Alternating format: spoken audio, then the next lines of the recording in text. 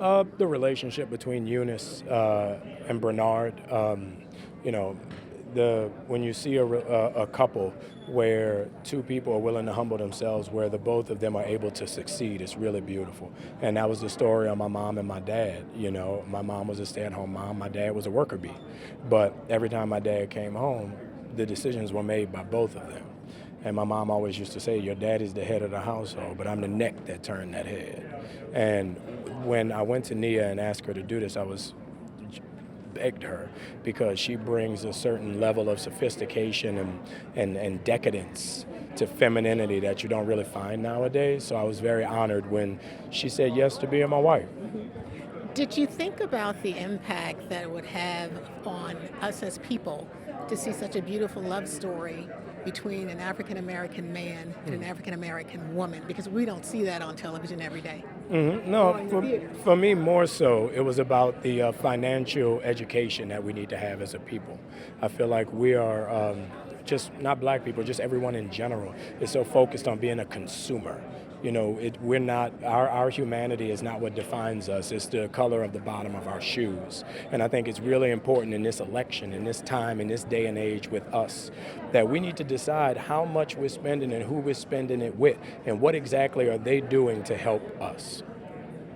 Good point. What about young people? Final question, I promise. Young people, particularly young black boys who will see this film, what impact you hope they will get from seeing it? That the answer no is not in your vocabulary. You might ask 100 people for an opportunity.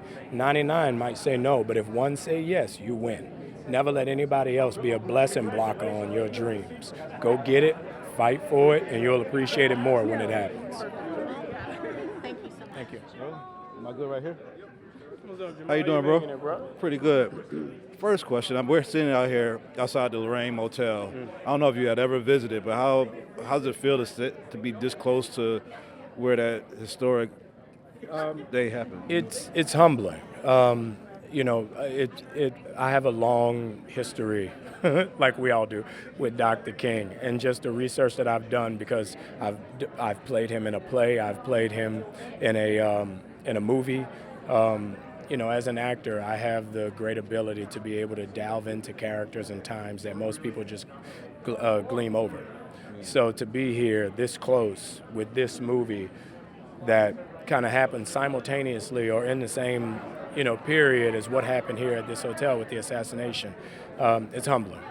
And last question, I know this is on the eve of Super Tuesday. What issues are important to you in going into the next general election? Like, what would you like us as a society to make sure that we're legislating or fighting for our next president? I think that's a 45-minute conversation. I was trying to occupy you for an hour. You cannot truncate that answer. Okay. I think we as a people need to take care of us as a people. That's what we need to do. That's a good summary, bro. That's a summation.